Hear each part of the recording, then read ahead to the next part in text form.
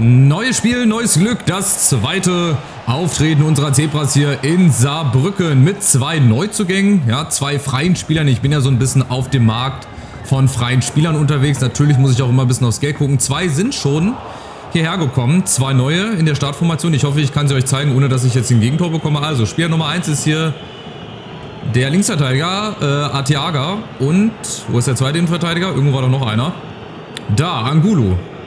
Jeweils eine 75er und eine 76er Gesamtstärke. Also, das sind die beiden besten Spieler der Liga.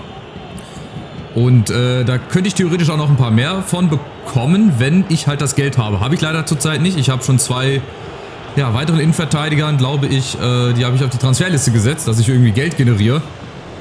Deswegen könnte es sein, dass wir doch noch so 1, 2 Spieler mehr dann haben für die Saison. Ist ja nur eine Saison, mein Gott, da muss ich jetzt das Beste rausholen, was geht. Da kann ich auch nicht verhandeln über 2, 3 Jahre. Eine Saison ist okay. Und dann hat sich die Sache. Und von daher muss ich zusehen, dass ich in der Kürze der Zeit hier den besten Kader zusammenbekomme. Und den habe ich jetzt mal gucken. Mit dem neuen Linksverteidiger und mit dem Innenverteidiger bin ich sehr, sehr gespannt. Vorne haben wir Ginczek. Ja, kein Foul. Sah sehr rustikal aus, aber härterer Zweikampf darf hier auf jeden Fall auch mal sein. Und jetzt haben wir Fröde, der ist gut. Der hat gut gelegen. Und nochmal Bledel. Und Schreiber im Tor. Es freut mich auf jeden Fall, dass das Projekt gut bei euch angekommen ist. Also auch die Premierenfolge hier ist auch immer schön zu sehen, wenn ich nicht irgendwas mache, was dann total sinnlos ist oder was überhaupt keiner sehen will. Wie gesagt, die Hälfte der Leute wollte Duisburg. Und die Mehrheit entscheidet. Von daher hat mich das aber trotzdem sehr, sehr gefreut. Ja, über jede Bewertung, jeden netten Kommentar. Jeder neue Abonnent, der vielleicht dazugekommen ist, freut mich auch sehr, sehr. Und wie gesagt, ich bin gespannt, wo es noch hingeht. Mit unseren Zebras hier, mit dem MSV Duisburg.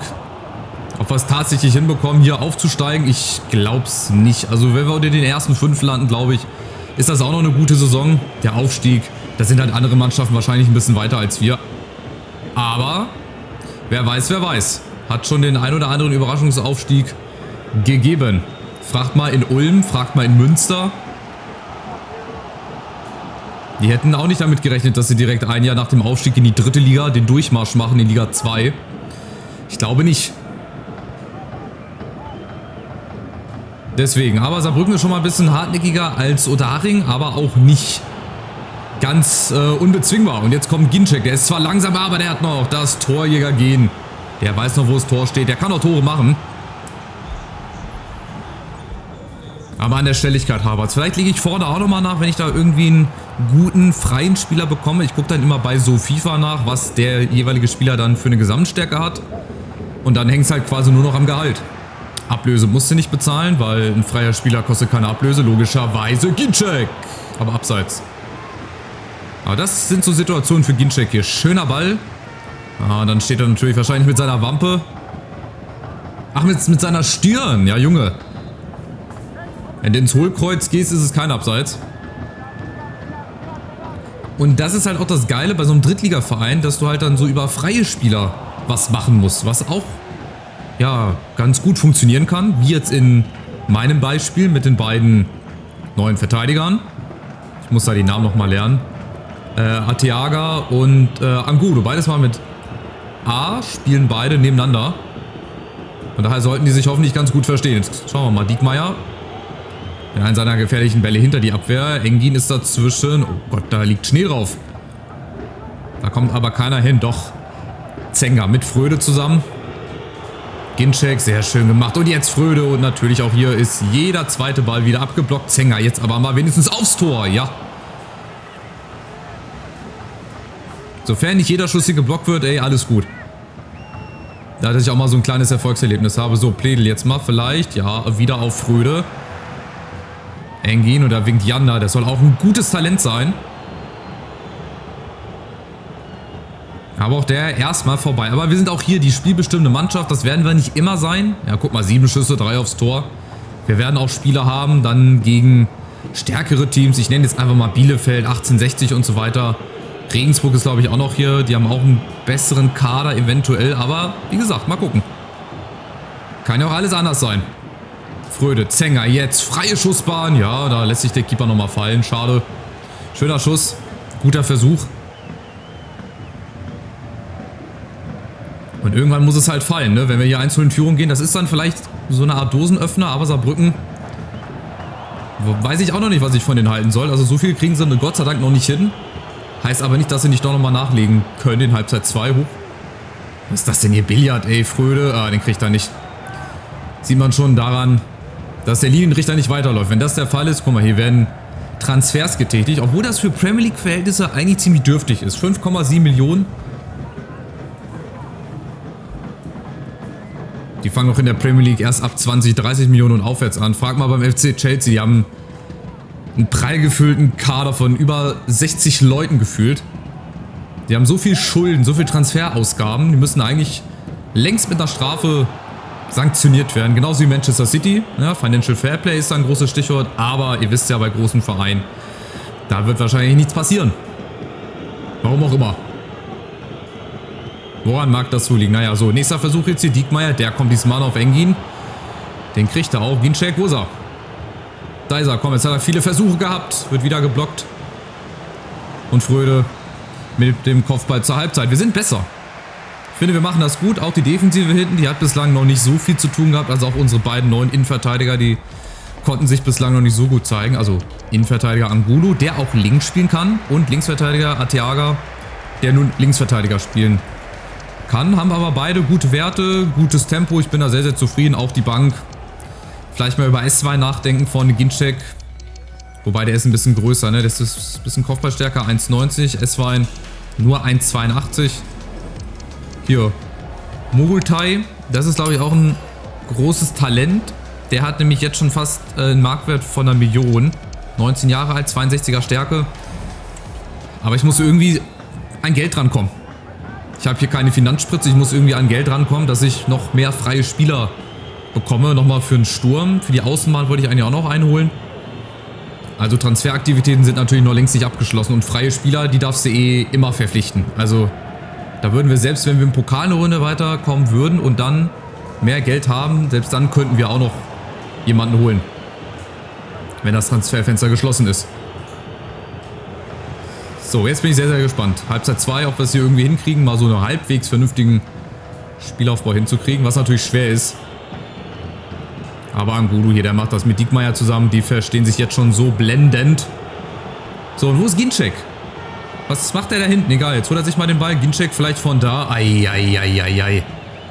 Ein Glück gibt das keinen Einwurf. Ein Glück gibt das keinen Einwurf. Aber wir machen das. Wir schaffen das. Auf jeden Fall. So, Pledel. Arteaga gleich mal mit nach vorne hier. Bester Linksverteidiger der Liga. Er zeigt auch gleich warum. Arteaga. Ja, wird natürlich so geblockt, dass er nicht in Seiten ausgeht. Ihr gewitzten Leute. Jan da vorne kommt leider auch einen Schritt zu spät. Dann hat er den Ball, dann auch wieder nicht. Oh, weil das sieht natürlich jetzt noch ein bisschen krebliger aus als in der zweiten Liga.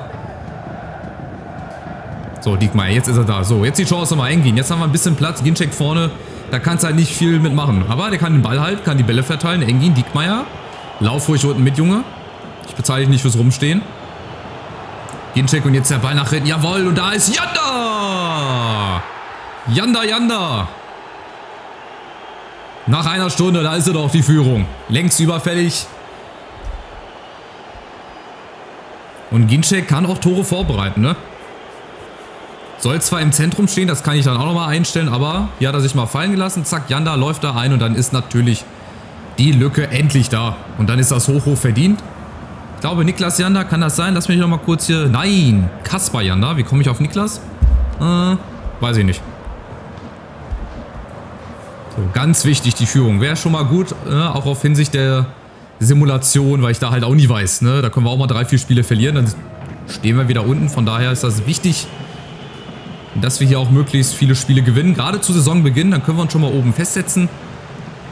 Und vielleicht haben wir ja gleich noch 1, 2 Verhandlungen, wo wir ein bisschen Geld bekommen. Und dann habe ich noch mal ein bisschen Zeit für freie Spieler. Aber jetzt erstmal aufpassen.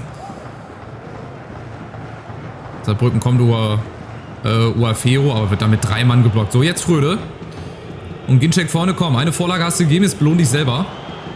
Dann müssen halt die Leute hier nachrücken. Ginczek, oh, es ist echt langsam. Aber Engin unten, ja. Diekmeyer darf auch nochmal mitlaufen. Komm, komm, komm, komm. Da winkt schon jemand. Ist das wieder Janda? Das ist wieder Janda, aber der springt halt nicht hoch. Aber Zenger springt hoch. Der mit Fröde zusammen ist halt das Beste, was geht hier. Was soll ich euch sagen? Und Diekmeyer noch dazu. Ey, das ist hier eine Legendenelf. Oh, geiler Ball. Mein lieber Freund. Und das ist dritte Liga hier. Und es ist wieder Janda, tatsächlich. Der Doppelpacker, da schämt er sich schon ein bisschen fast. Aber die Spider-Murphy-Gang. Wer hat denn diesen geilen Ball gespielt? War das wieder Ginczek hier? Ey, guckt euch das an. Und das war kein Absatz, obwohl er sich da weggeduckt hat. Normalerweise ist Fröde natürlich auch im Abseits, weil er eingreift. Aber das Spiel sieht das nicht als aktives Abseits, sondern wollte einfach diesen geilen Ball von Ginczek an den zweiten Pfosten haben. Okay, ich sollte vielleicht auch drüber nachdenken, Ginczek von Anfang an immer spielen zu lassen. So einen geilen Ball. Ja, dazu lässt er sich auch noch fallen, hält die Bälle ganz gut. Sorgt dafür, dass die Leute dann nachrücken können. Also Ginczek bislang, ja, macht das ganz gut. Aber aufgepasst, das Spiel ist noch nicht vorbei, aber so wie es läuft, sind wir auf einem guten Weg. Und wenn dann solche Bälle noch klappen mit der Hacke. Arteaga, das machst du aber nur, wenn du eine 75er Gesamtstärke hast, ja, und läufst auch deinem Gegenspieler, deinem Mitspieler in den Weg. Das machst du auch nur, wenn du ein freier Spieler bist. Und eine Gesamtstärke von über 70 hast, sonst funktioniert das nicht. Arteaga, ja, kommt da leider nicht ran, aber Fröde in der Mitte, der ist auch richtig groß. Groß gewachsen. So, jetzt aber, komm, Ginczek. 2 Vorlagen, ja, zu spät gespielt, schade. Hätte sich Janda revanchieren können, aber der gibt die Vorlage auf Engin. Wo ist Ginczek? Lässt sich wieder fallen, jetzt vielleicht mal selber. Ne, da ist er wieder, Ginczek. Und jetzt wieder Janda zum dritten, das wär's. 3-mal Ginczek, Vorlage, 3-mal Janda, der Torschütze. Der hätte gepasst. So, aber nach einer Ecke muss doch Ginczek da mal rankommen. Das ist doch wohl nicht dein Ernst. So, jetzt Fröde oder er. Ja, Diekmeyer zieht nochmal ein bisschen an. Zenger im Mittelfeld, Jakob. Ja, das ist auch gegen Unterhaching dann sehr leicht gewesen von Anfang an. Aber Saarbrücken hat ein bisschen mehr dagegen gehalten. Aber war jetzt bislang auch noch nicht der hochklassige Gegner. Aber die werden noch kommen, die warten noch. Wie gesagt, 1860, Bielefeld, Regensburg, Sandhausen eventuell auch, die sind ja abgestiegen. Gehören also auch eigentlich mit zu den Aufstiegsfavoriten, aber wir gucken mal. So, und wer Ginczek natürlich. Der beste Mann auf dem Platz neben Janda, Pledel auf der Außen. Den kann ich eigentlich auch nicht auf der Außen spielen lassen. Ich finde, Pledel ist auch eher so ein Zentrumsspieler. Deswegen suche ich ja noch einen für linkes oder rechtes Mittelfeld. Da ist ja bei Sarenrin Basé, glaube ich, nichts wird, weil der halt einfach zu viel Geld kostet. Muss ich es über freie Spieler machen. Da habe ich aber auch 1, 2 noch auf der Liste. Die können wir uns gleich nochmal anschauen. Und da hoffe ich, dass ich auch nochmal irgendeinen von denen bekomme. Und dann ist der Kader eigentlich gut. Und dann kann ich ja trotzdem während der Saison immer nochmal schauen, ob irgendein freier Spieler, vielleicht auch jemand Namhaftes, dann irgendwie den Vertrag auflöst oder vielleicht im Winter seinen Vertrag irgendwie nicht mehr erfüllen kann. Da schauen wir aber dann. Heute der zweite 2:0 Sieg. Diesmal auswärts in Saarbrücken. Auch eigentlich souverän, haben wir gut gemacht. Dank Ginczek, 2 Vorlagen und durch Janda. Die beiden sind also Spieler des Spiels. Auch da wieder ein sehr, sehr dominantes Spiel von uns. Wir hatten 13 Schüsse. Dresden habe ich vergessen. Halle, ja. Gut, die haben aber auch erst ein Spiel. Warten jetzt mal Spieltag 2 ab. Aber das unter anderem. Jetzt haben wir schon Länderspielpause. Krass. Oder DFB-Pokal vielleicht. Das kann auch sein. So, Zenger hat zu wenig Spiel. Ach, zu wenig Energie. Monatsperiode Jugendmannschaft. Gucken wir auch mal rein. Da ist aber jetzt auch nicht wirklich was mit dabei. Also es wird ja immer schlechter hier. 54, 50. Die sollten sich, glaube ich, alle einen neuen Job suchen. Das wird, glaube ich, nichts. Tobias Fleckstein unter anderem ist ein Spieler, den ich auf die Transferliste gesetzt habe. Ist halt eigentlich auch mit unser bester Spieler. Aber ich muss hier Transfererlöse erzielen. Und deswegen verhandeln wir mit Cluj. Wie die auf einen Spieler aus der dritten Liga kommen, weiß ich nicht. Aber das wäre bei denen dann quasi auch der beste Spieler. So, der hängt da schon. Guck mal, ey. Angulo. Nur ein Spiel gemacht und schon zur Vereinslegende, dass der hier hängt im Büro. So. Buonasera, buonasera. Was wollen wir machen? 850.000 ist die Transfersumme, die sie bieten wollen. Wollen wir mal gleich ein bisschen höher gehen oder wollen wir es erstmal lassen? Wir lassen das erstmal. 850.000, ne? Oder haben wir auch einen Spielertausch? Vielleicht haben sie ja irgendeinen Spieler, den wir gut gebrauchen könnten. Ah, nee, 67er Gesamtstärke. Mané hätte eine 70. Den Verteidiger waren wir gerade. Stürmer, 2,4 Millionen. Auch nur eine 68er. Da würde ich Ginczek dann eher behalten. Mittelfeld, da gucken wir doch mal noch eher nach freien Spielern. So. Mach jetzt einfach mal 10.000 mehr, weil ich irgendwie eine neue Ablösesumme machen muss. 860.000, ja. Perfekt. So easy peasy geht das, seht ihr. Verhandlungen mit mir sind eigentlich immer easy peasy. Weil ich entweder zu viel oder zu wenig ausgebe. So, gucken wir mal. Wenn wir die nämlich verkauft bekommen, dann könnte ich mir eventuell... Ich glaube, Antuna war der das, genau. Der hat nämlich einen Wert von 9 Millionen. Jetzt überlegt mal, die ganzen freien Spieler, die entwickeln ja auch irgendwie einen Wert. Also die haben einen Vertrag und die kann ich dann für viel Geld verkaufen. Das ist eine Win-Win-Situation quasi. Ja, der Spieler sucht einen neuen Verein. Der ist auch nicht langsam, 92 Tempo, also wäre schon nicht schlecht. Jetzt haben wir noch ein Transferangebot von Swindon Town, Joshua Bitter. Freigabesumme von 950. Den würde ich zum Beispiel auch nicht für unter 950.000 gehen lassen. Da muss ich schon ein bisschen hart bleiben. Ansonsten brauche ich mir da keine Ausstiegsklausel reinsetzen lassen. So, wir gehen mal auf 1 Million hoch. Wahrscheinlich hätte ich da auch mehr bieten können, aber ich will erst mal ein bisschen vorsichtiger anfangen. Nicht, dass die gleich dann abspringen. Und Swindon Town hat ja auch, glaube ich, nicht Geld zum aus dem Fenster schmeißen. Ja, schade. Okay, hat dann nicht sollen sein. Aber wie gesagt, der hat eine Freigabesumme von 950.000. Wenn ich jetzt 50.000 mehr biete, ist das Geld dann wohl anscheinend doch nicht so rar. Aber gut, wir machen mal weiter. Vielleicht kriegen wir noch ein Angebot rein. Das meine ich jetzt hier. Oder ihn, Baran Mogultai. Wahrscheinlich auch ein Riesentalent, das ich jetzt hier einfach so verschäbel. Aber da würde ich auch mal auf 1 Million gehen. Der hat, glaube ich, eine Gesamtstärke bis 70 oder ein Potenzial bis 70. Ist natürlich jetzt nicht herausragend, aber für unsere Verhältnisse, ich muss natürlich immer ein bisschen kleiner denken, ne? Ist klar. Aber dann machen wir erstmal 900.000. Boah. Komm, mach erstmal 900.000. Wahrscheinlich ist das zu viel oder zu wenig. 860.000, gehen also nicht runter. Okay, ich werde Ihnen ein bisschen entgegenkommen, aber nur ein bisschen. 890.000. Komm, wir sind fast am Ziel. Wir bleiben bei 860.000. Aber ich finde, für den kannst du noch ein bisschen mehr rausholen. Aber gut, auf die 10.000, 20.000 kommt es jetzt auch ehrlich gesagt nicht an. Ich versuche es jetzt trotzdem nochmal. Ein letztes Gegenangebot. Wir machen 870.000. Komm, das sind 10.000 mehr. Die werdet ihr doch noch wohl irgendwo zusammenkratzen können. Na, bitte. Wahrscheinlich kriege ich eh wieder bei dem Deal dann hinten, wenn es dann heißt, oder wenn dann der Deal benotet wird, kriege ich wahrscheinlich eh ein F oder ein E. Wir gucken mal, das will ich jetzt aber nochmal abwarten. Transferangebot für Giert. Jetzt kommen die Angebote aber rein hier, aber die können von mir aus auch alle gehen. Ja, Benjamin Giert, da kann ich jetzt auch mal delegieren, da muss ich jetzt nicht unbedingt reingehen. Anfangsgehalt oder Anfang machen wir mal 450.000.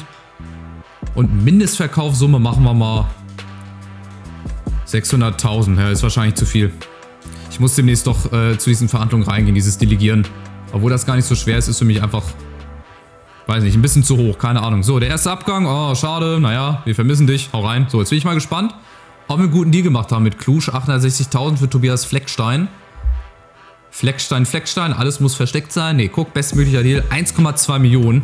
Hätte ich also noch ein bisschen höher gehen müssen. Aber egal, das könnte vielleicht schon reichen, um uns dann folgenden Spieler zu holen. Und zwar, okay, hier Roberto Alvarado habe ich ebenfalls noch auf der Liste gehabt. Den müsste ich dann halt mal beobachten lassen. Scouting beginnen. Und Uriel Antuna. Ich will da erst noch mal abwarten, aber ich muss auch schnell sein, weil wenn dann ein anderer Club den wegschnappt, dann sehe ich irgendwie ein bisschen doof aus. So, 600.000 mit Giert. Dann war ich doch nicht ganz so schlecht. Fleckstein haben wir verkauft, den können wir dann auch verkaufen hier. Giert, zack. Da reicht das Geld dann vielleicht noch für einen Stürmer. Und dann haben wir hier eine super Truppe. Dann sind wir das, vielleicht sogar der Favorit. Spulen wir jetzt mal vor zum Spiel. Mogultai auch verkauft. Nächster Abgang. Oh, wie schade. Oh, wir werden dich vermissen. Du kriegst eine Statue vor unserem Stadion. Baran Mogultai. Wie gesagt, ich muss in diesem einen Jahr so viel Transfererlöse erzielen, wie es geht. Guck mal, perfekter Transfer. Bestmöglicher Deal. Um Transfererlöse zu erzielen, um mir Spieler zu holen. Freie Spieler. Darum wird es halt weitestgehend gehen. Jetzt ist der nächste Abgang. Also mehr Abgänge. Das hatte ich, glaube ich, auch noch nie. Ey. Hier, zack, zack, zack. Die Zebras werden aussortiert. Die müssen raus auf die Weide. In die große, weite Welt. Benjamin Giert. Kriegen wir auch ein C oder ein D vielleicht. Ach, ein A. Na, Mensch. Das ist ja geil. Jetzt haben wir nur noch Ginczek vorne wahrscheinlich so gefühlt als Stürmer. Aber jetzt haben wir wieder ein bisschen Transfersummen. Ein bisschen Ablöse. Wir gucken jetzt gerade mal. Giert verkauft, Mogultai verkauft. Was will Giert? Beziehungsweise Kölle. Tja, vor uns liegen wichtige Spiele, Junge. Und es ist jetzt einer da, der ist einfach 10 Stärken besser als du. Da kann ich leider keine Rücksicht nehmen. So, wir gucken mal drauf und so nach 3 Spielen. Regensburg, das hatte ich mir schon gedacht. Regensburg, Erzgebirge Aue wird da oben mitspielen. Wir sind auch mit dabei. Wir haben sogar noch ein Spiel weniger. Bielefeld, Sandhausen, Preußen, Münster, Rot-Weiß Essen sehe ich eigentlich auch weiter oben. Ulm, weiß ich gar nicht. Ingolstadt eigentlich auch. Die haben schon 3 Niederlagen. Naja, jetzt geht's gegen die zweite vom SC Freiburg. Ich werde mich trotzdem nochmal nach freien Spielen umsehen. Bisschen Gehalt, bisschen Budget ist jetzt wieder da. Und dann werden wir, glaube ich, die Offensive auf jeden Fall. Die Offensive verstärke ich auf jeden Fall. Da muss noch ein zweiter Stürmer hin. Janda, mal gucken, ob ich da noch irgendeinen besseren finde. Aber rechts, hier die linke Seite gefällt mir eigentlich schon ganz gut. Vielleicht kriege ich doch noch einen für links, für rechts und für den Sturm. Dann bin ich eigentlich zufrieden. Also mal gucken, ob ich das alles erfüllt bekomme. Und wir werden dann schon mal anfangen zu simulieren, glaube ich. Noch nicht mit den neuen Spielern, weil es ist jetzt zu wenig Zeit gewesen, obwohl Freiburg 2, vielleicht mache ich auch beides in einem. Vielleicht simuliere ich gegen Freiburg 2 und spiele gegen 60. Das wäre natürlich auch eine Nummer.